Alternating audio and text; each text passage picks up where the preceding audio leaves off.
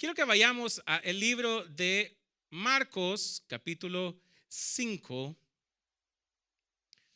Y le quiero decir un disclaimer, le llaman en inglés, una nota. Esta es una de las historias más extrañas que están en los evangelios. Solo para que sepa, que después no diga, mira que el pastor, no.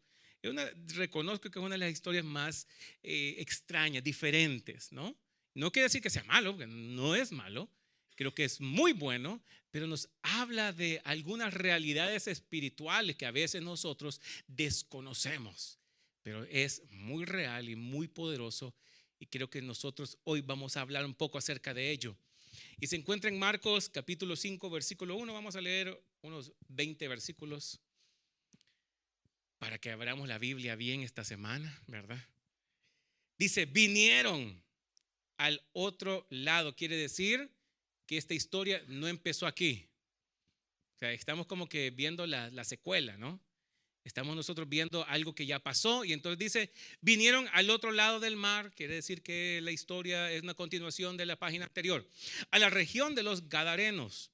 Y cuando salió él de la barca, esto es hablando de Jesús, enseguida vino a su encuentro de los sepulcros un hombre con un espíritu inmundo que tenía su morada en los sepulcros, y nadie podía atarle, ni aun con cadenas, porque muchas veces había sido atado con grillos y con cadenas, mas las cadenas habían sido hechas pedazos por él y desmenuzados los grillos.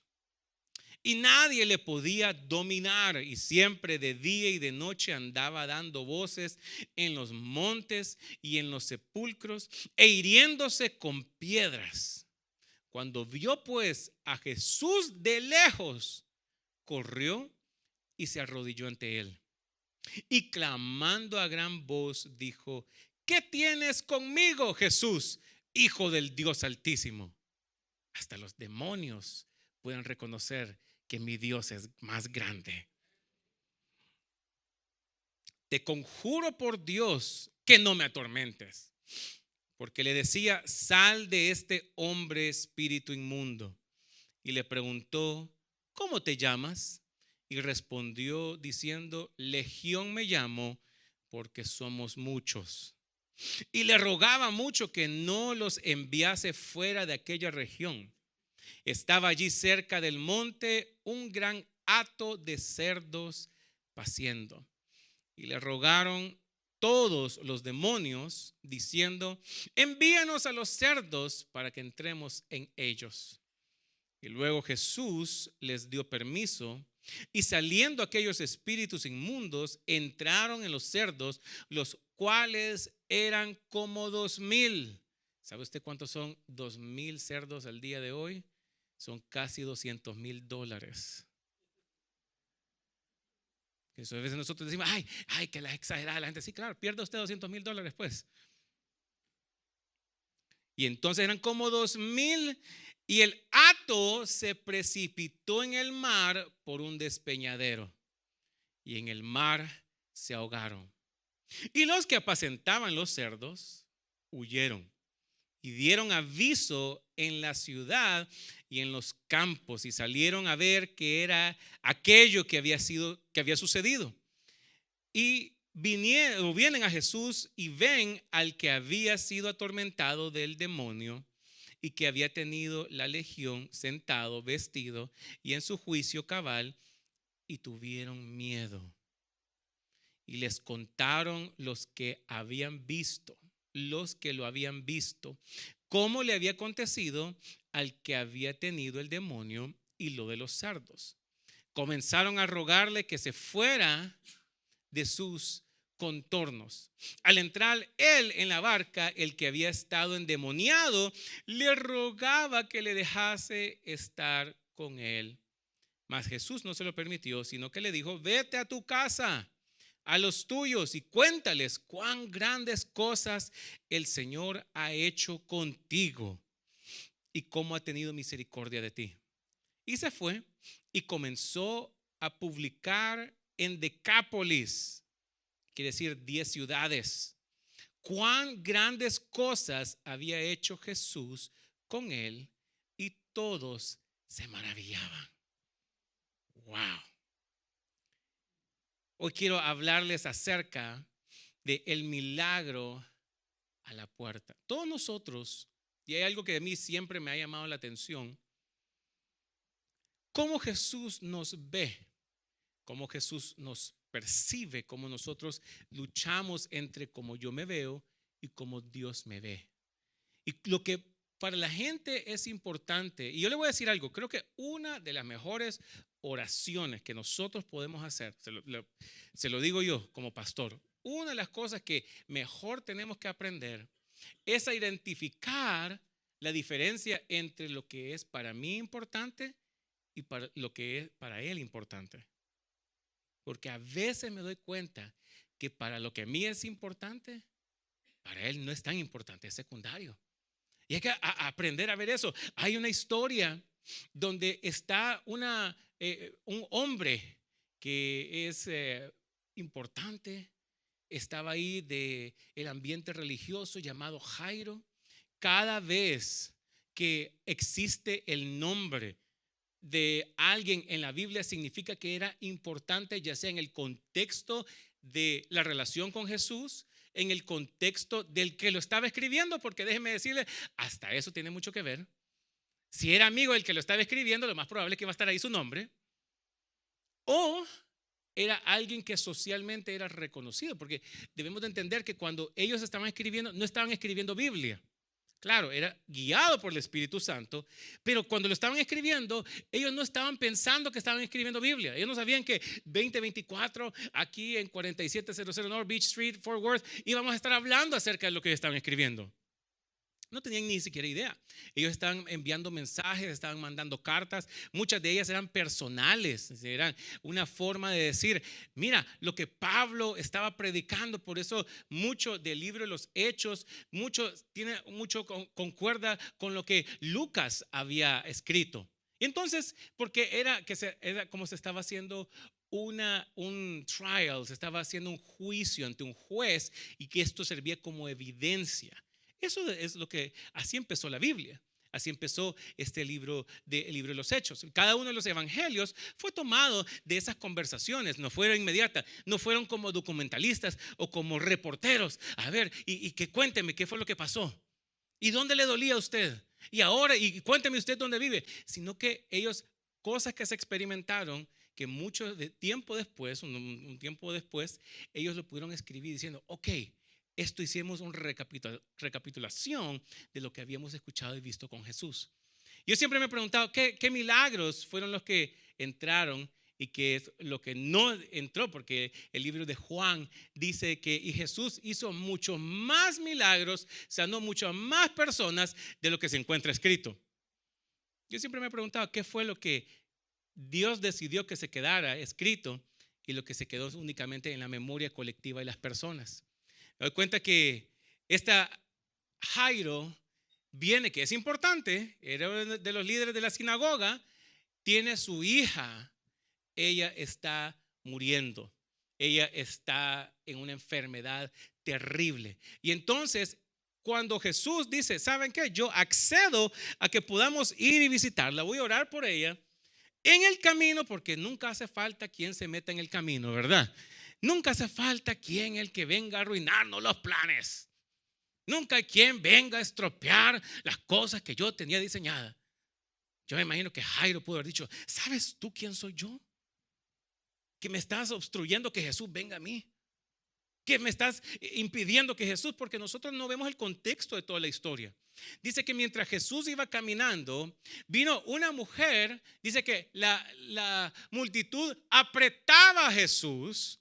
Y vino una mujer que tenía un flujo de sangre. Y eso es terrible. Imagínese usted, mujer, póngase en los zapatos de esta dama que ha estado perdiendo sangre por 12 años. Era algo que no se podía controlar. Y ella dice, si tan solo tocare el borde de su manto, yo sé que voy a ser sana. Y aquella mujer La Biblia dice que se decía continuamente, si tan solo tocar el borde de su manto. Y imagino que alguien la pateaba por acá, quítate por allá. Y entonces la gente apretaba y ella decía, si tan solo tocar el borde de su manto, si tan solo tocar el borde de su manto. Y de repente ya no estaba tan lejos, de repente ya podía ver la sombra de Jesús. Y ella decía, si tan solo tocar el borde de su manto. Y viene más de algún discípulo diciendo, no, no toquen al maestro, porque alguien importante está llamando a Jesús.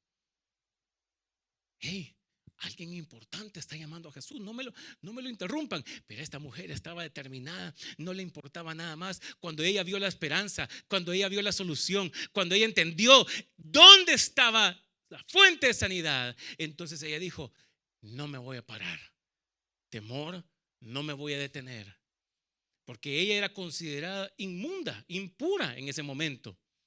Y el hecho de que estuviera tocando a otras personas era razón suficiente para meterla presa. Era razón suficiente para que la tiraran fuera. Era riesgoso lo que esa mujer determinó hacer. Pero en su cabeza solamente no vio el precio de lo que y estaba arriesgando, sino que vio la solución más allá del problema. Y dijo, si tan solo tocar el borde de su manto. Y entonces Jesús está caminando.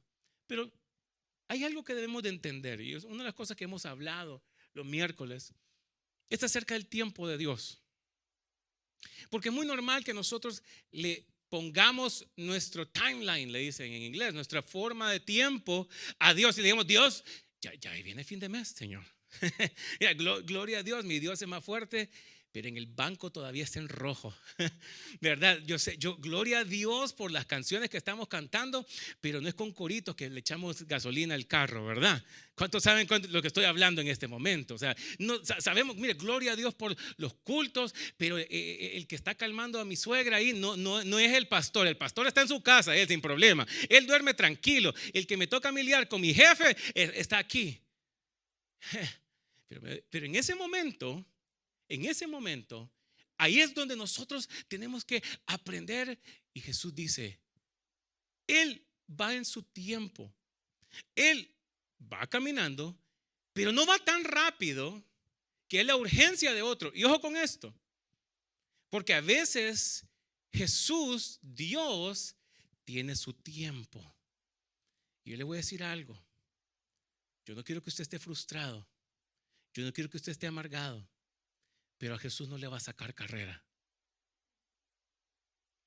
Yo imagino que Jairo decía, vamos Jesús, mira que ya la niña está a punto de morir, vamos Jesús, vamos. Y la gente lo apretaba, vaya, quítense usted que usted solamente está atrasando, ¿verdad?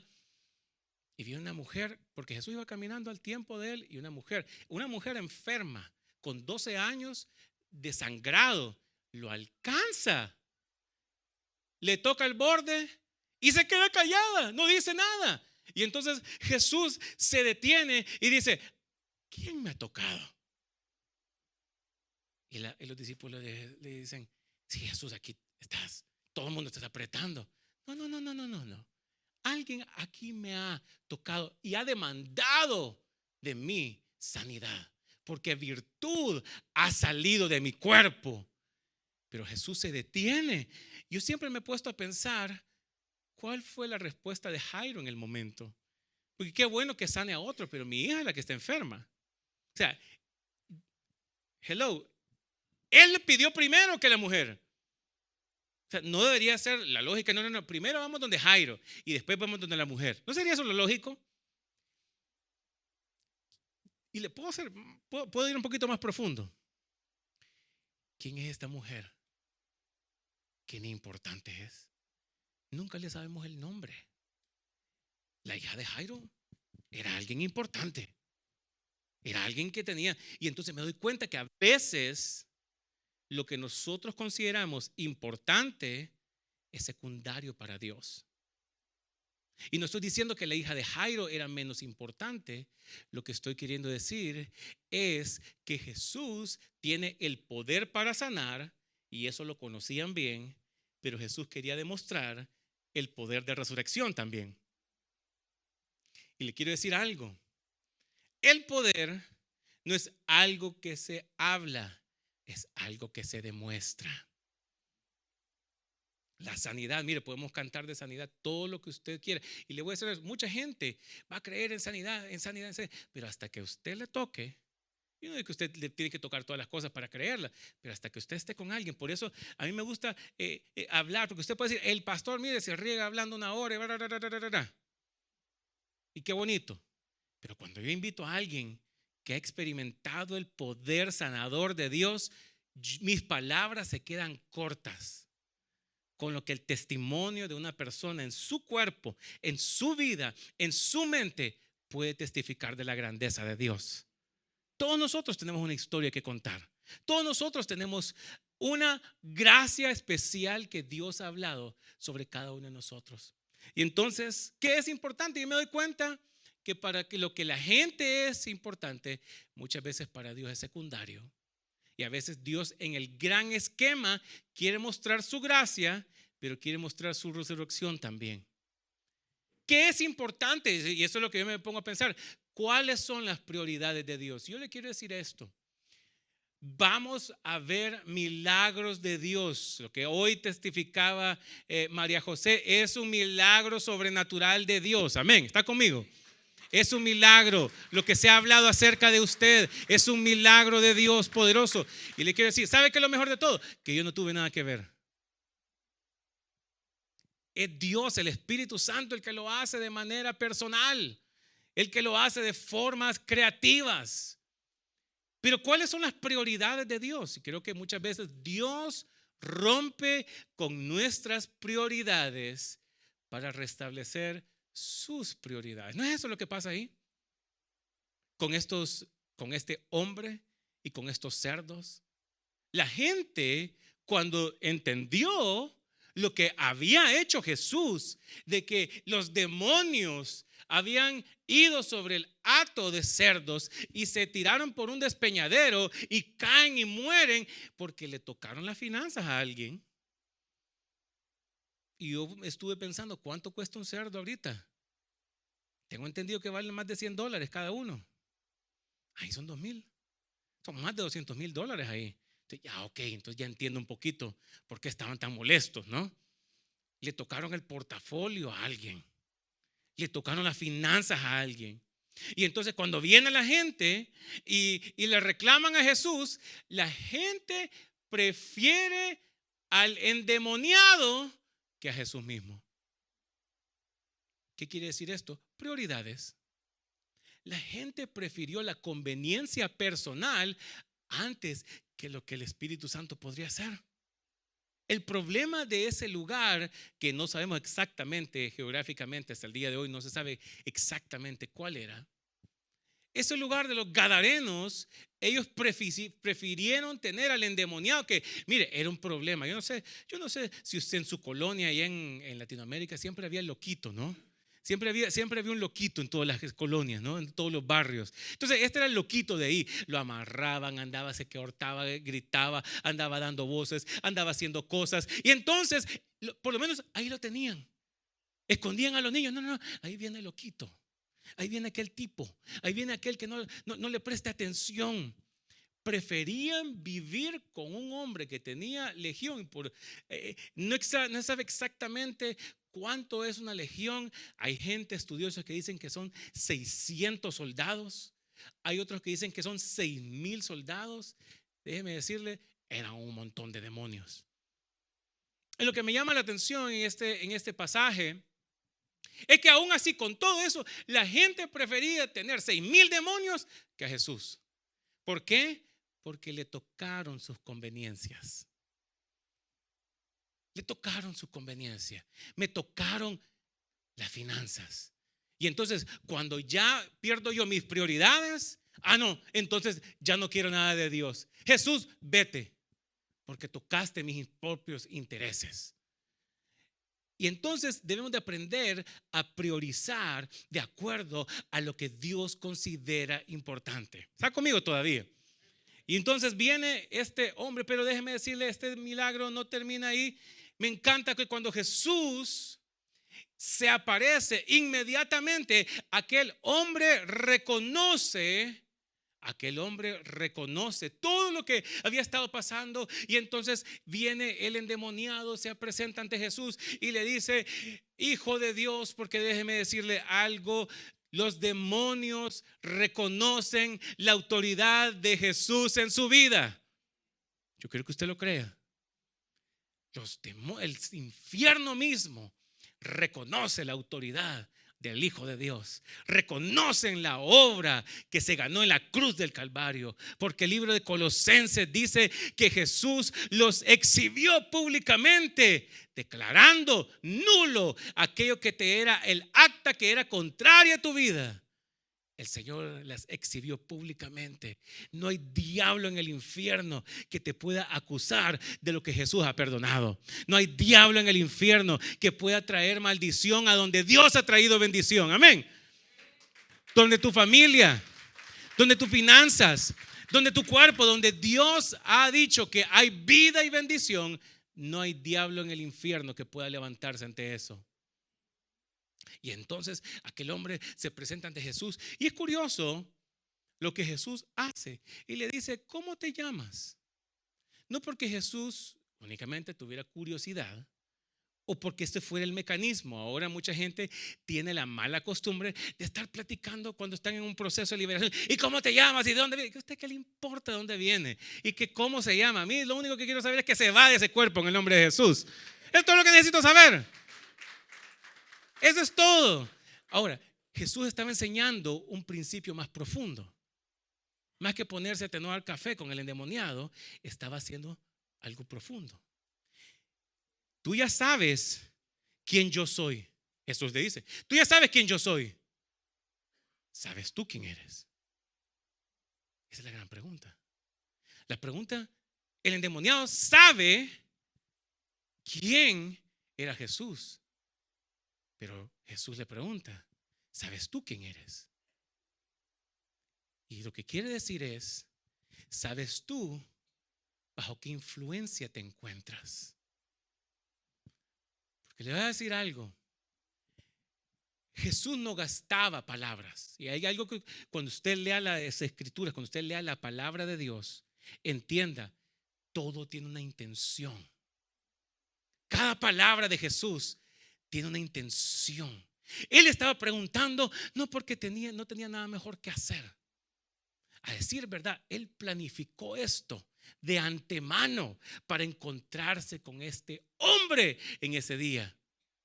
No fue que se lo encontró y que Jesús se sorprendió. No, había una intención, había algo de anticipación para tener ese encuentro divino en ese día. Pero aquel hombre dice: sí, este es quien está influenciando mi vida. Y yo le voy a decir algo: yo le doy crédito al hombre endemoniado, al hombre gadareno. ¿Sabe por qué? Porque él, aún estando endemoniado, sabía quién estaba en control. Y él dijo: legión, porque somos muchos. ¿Y sabe qué me doy cuenta a veces? Que la gente puede estar engañada y no saben bajo qué influencia está. Y Jesús le pregunta: ¿cómo te llamas? Porque me doy cuenta que muchos de nosotros tenemos muchos yos. El yo del lunes por la tarde es muy diferente al lunes o al yo del domingo por la mañana. O le pregunto a su esposa: ¿cómo se porta usted durante? No nos metamos ahí. O le pregunto: ¿quién es el yo del viernes por la noche? ¿Y de qué se ríe? Esa es una pregunta. Todos tenemos muchos yos.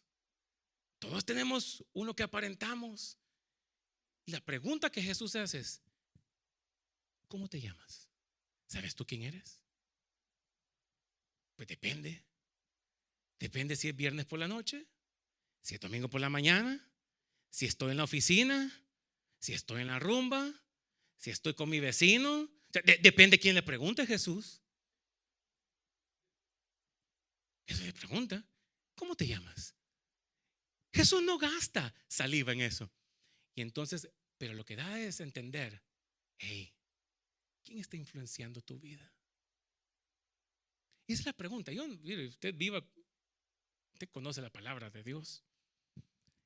Y yo le quiero decir algo. Hágase esta pregunta. ¿Quién está influenciando mi vida? Porque quien ejerce influencia en mi vida determina la acción. Yo siempre he dicho esto. La boca de la gente solamente me dice dónde ha estado habitando su corazón. ¿Usted quiere conocer dónde habita el corazón de la gente? Escúchelos hablar. Mire, les hablan chisme, ¿verdad? Son calladitos. Solo es que, ¿y usted qué piensa tal hermano? Y nos soltamos, ¿verdad? Digo, yo no sabía que podía hablar tan rápido de alguien, ¿no? ¡Wow! La boca únicamente me dice dónde habita el corazón de la gente. Jesús dijo, bueno, no podemos poner esto en la Biblia. Jesús dijo entonces, ok, pongamos entonces, por sus frutos los conoceréis. Usted juzgue no por las palabras de la gente, juzgue por la obra de sus frutos. Sus frutos me dice de dónde usted viene. Y entonces le dice, ¿cómo te llamas? Y entonces le dice, sos una legión, somos muchos. Y Jesús entonces lo saca, lo libera. Y entonces cambia las prioridades. Pero me doy cuenta y quiero pedirle disculpas. Me perdona si empezamos de regreso. No le quiero quitar mucho de su tiempo. Pero se me olvidó comentarle de que esta era la segunda parte de la historia. ¿Quiere que vayamos a la primera parte de la historia? Ok, vamos a ir entonces al libro de Marcos capítulo 4, porque como leímos en el primer versículo, decía ahí que vinieron del otro lado. Quiere decir entonces que Jesús era la continuidad de una historia. Entonces en Marcos capítulo 4, versículo 35, dice, aquel día, cuando llegó la noche, ojo con esto, Jesús estaba predicando en un lugar llamado Capernaum. Ahora, Capernaum era un lugar donde Jesús había crecido. Ahí con él habían los compañeritos de la escuela. Porque yo le voy a decir algo, a veces nosotros tenemos esta historia de que Jesús andaba casi volando, ¿no? Que era un ser así que andaba como en las nubes. No, Jesús fue normal. La gente se pregunta, bueno, ¿y este que predica? No era el hermano de aquella que conocemos. No conocemos a María, no conocemos a José y sus hermanos aquí, y ahora va a parecer que es hijo de Dios. A ellos les sorprendió porque su accionar era como de una persona normal. Por 30 años nadie supo que él era el hijo de Dios. Y Capernaum era el lugar donde ya lo conocían a Jesús. Lo conocían como el carpintero, el hijo del carpintero. El hijo del carpintero. Capernaum, puedo ir un poquito más profundo para ir aterrizando un poco con esto. Capernaum significa villa de confort, villa de comodidad. Y Jesús dice, nos podemos quedar aquí en lo cómodo. Nos podemos quedar aquí en lo que nos gusta, en lo que hemos visto toda la vida, en lo que hemos hecho toda la vida. Pero Jesús dice, aquel día cuando llegó la noche, Jesús les dice, pasemos al otro lado. Jesús no se queda en el lugar de comodidad porque ese es el lugar de estancamiento. Y cuando Jesús les dice, ¿saben qué? Hay destino del otro lado.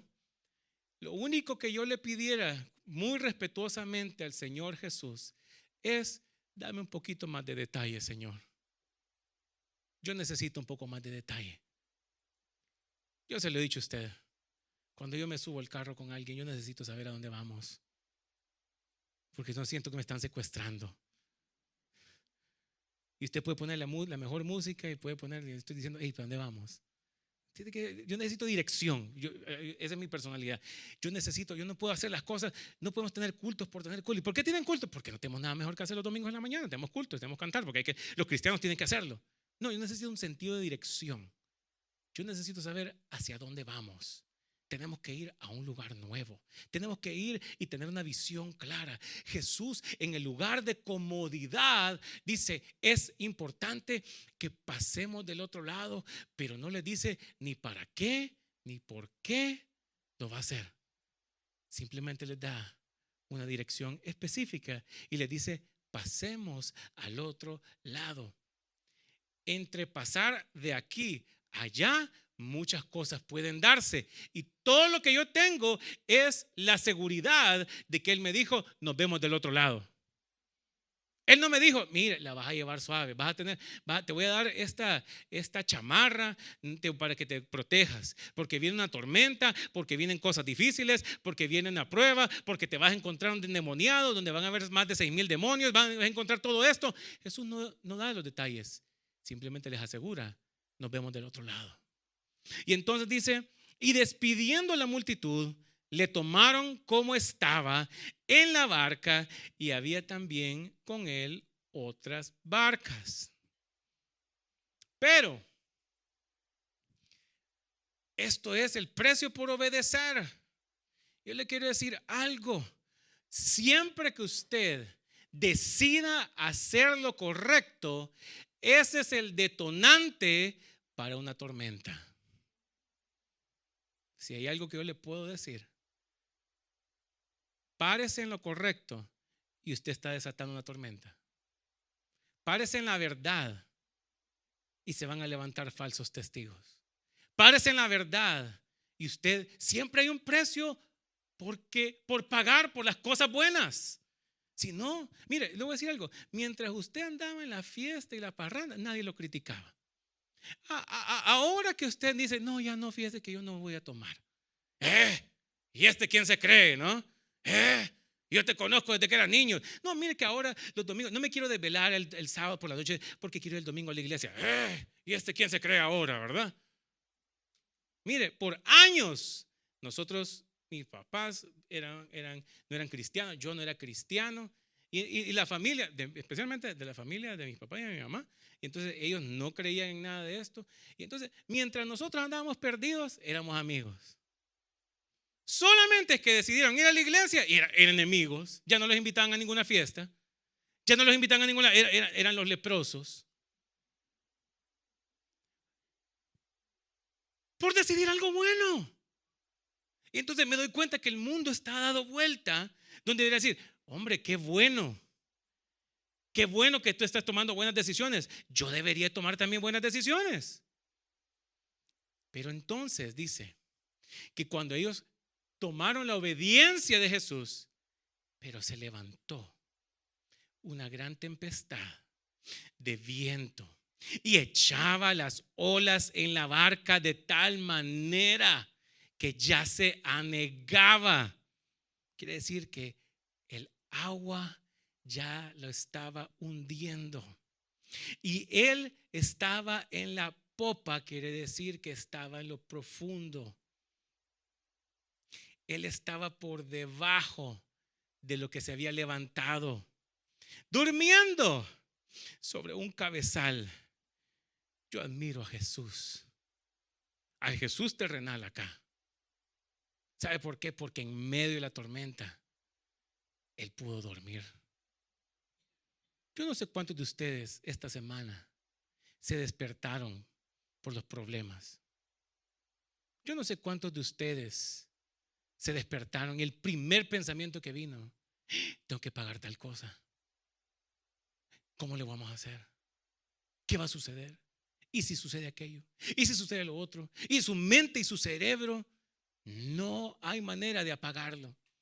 Pero yo admiro a este Jesús, porque aún con la tormenta, Él está durmiendo.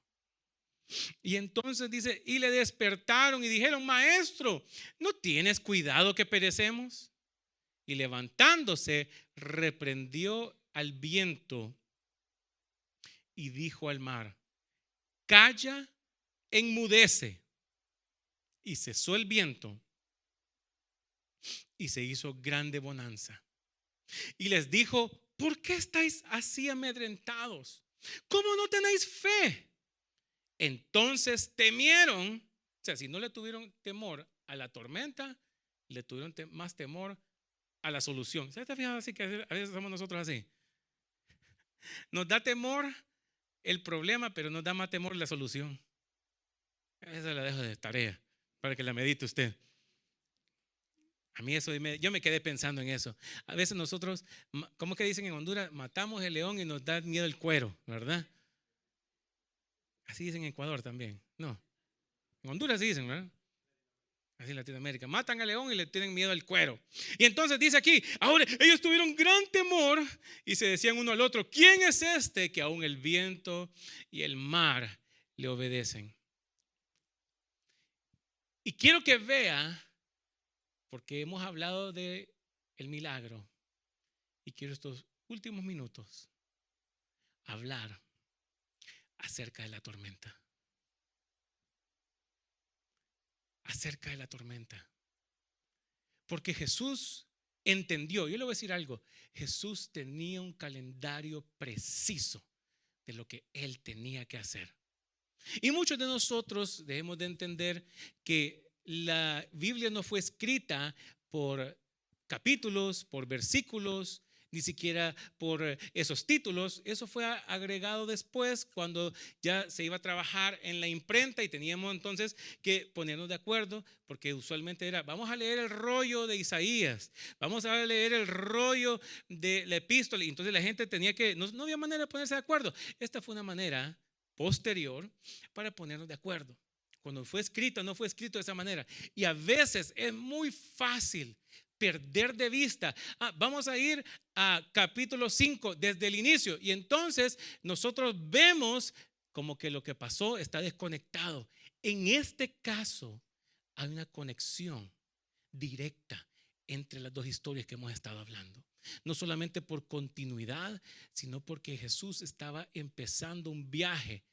Y me doy cuenta que Jesús tenía un destino. Y por la reacción que él tiene ante la tormenta, me doy cuenta que Jesús entendía lo que causó la tormenta. ¿Hay cosas naturales en la vida? Sí. Hay cosas que simplemente acontecen de acuerdo. Pero ¿por qué Jesús reprende?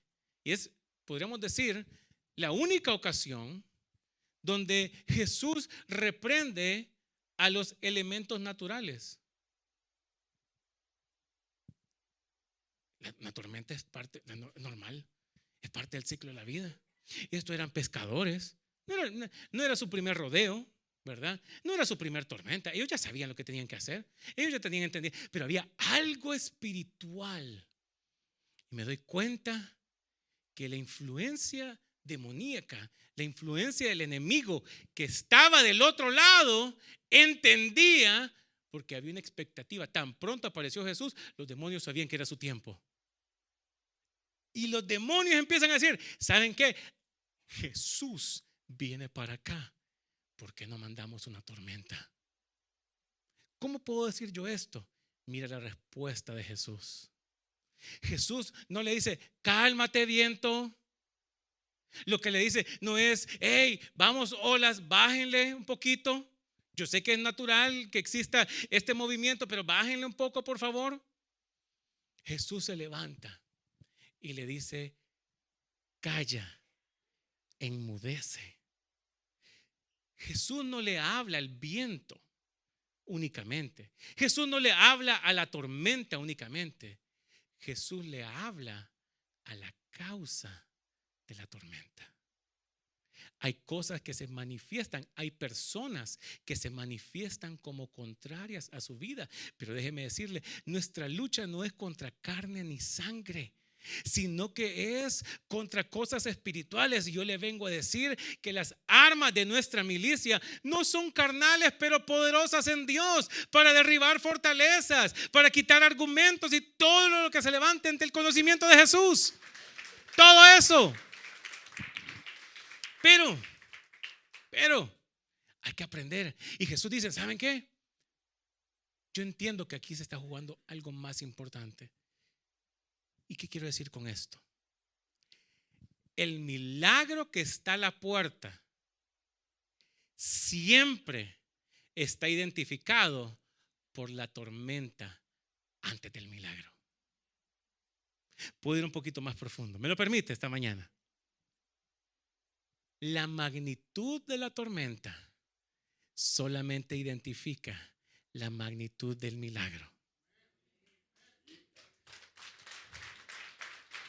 La tormenta, o bueno, como dicen en Honduras, del tamaño del sapo es la pedrada. ¿Qué quiero decir con esto? El enemigo, el diablo, solamente pelea contra aquello que teme. ¿Qué cree usted que pasaría si en la Copa del Mundo que viene 2026, en la semifinal, están en el AT&T Stadium? Espero que sea Italia el que esté ahí en la semifinal jugando aquí. Y de repente me digan a mí: hey, Pastor Will, te necesitamos a ti. Y me metan a mí al campo. Oh, no, espérenme, déjenme contarle bien la historia. Honestamente, ¿cuántos de ustedes creen que me marcarían?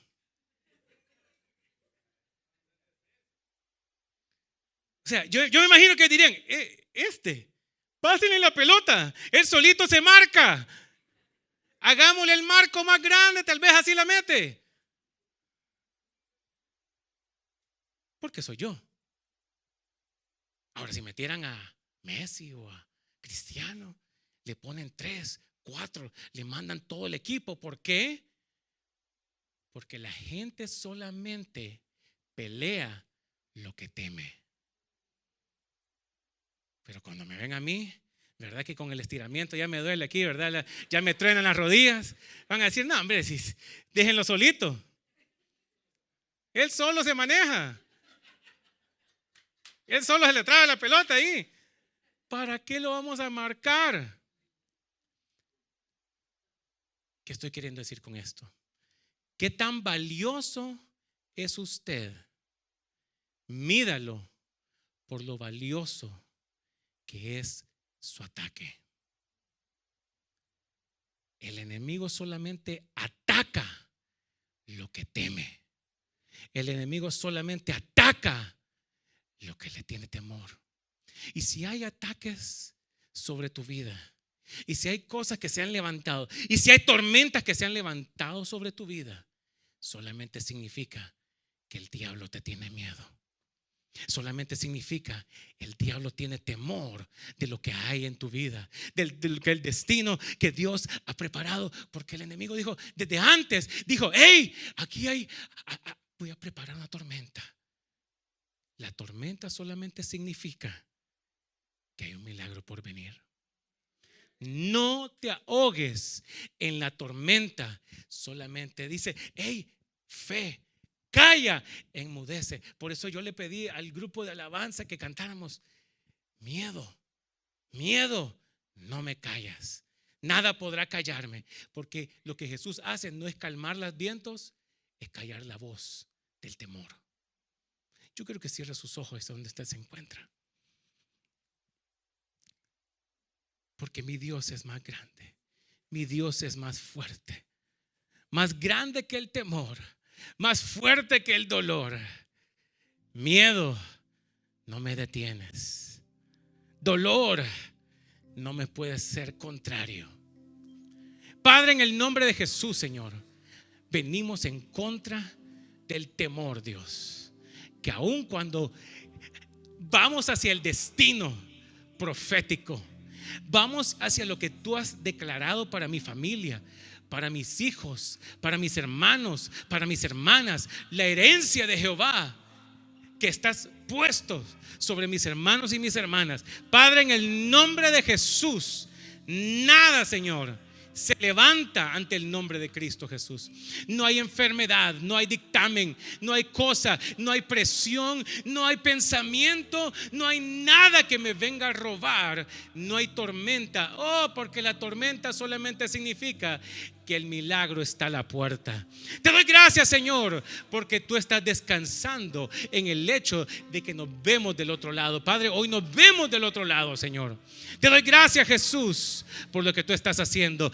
Gracias, Señor, por tu infinita misericordia. Hoy le hablamos al temor que no vamos a ser intimidados. No le tenemos temor a la palabra del enemigo, sino que le ordenamos: calla, enmudece. En mi casa no tienes arte, ni parte, ni memoria. Sobre mi cabeza, sobre mis sentimientos, sobre mis emociones, sobre mis pensamientos, no tienes autoridad. No puedes declarar muerte donde Dios ha declarado vida, donde Dios ha declarado sanidad. La enfermedad tiene que huir. No le damos opción al enemigo. No le damos opción, porque la luz de Cristo ha venido. Nos vemos del otro lado. Nos vemos del otro lado, aún más allá del confort, aún más allá de la solución natural, aún más allá de lo que la gente puede decir que es normal. Nos vemos del otro lado, porque Jesús tiene un plan, tiene un destino. Hoy se quebranta toda limitante que Dios ha querido establecer sobre nosotros, en el nombre de Jesús.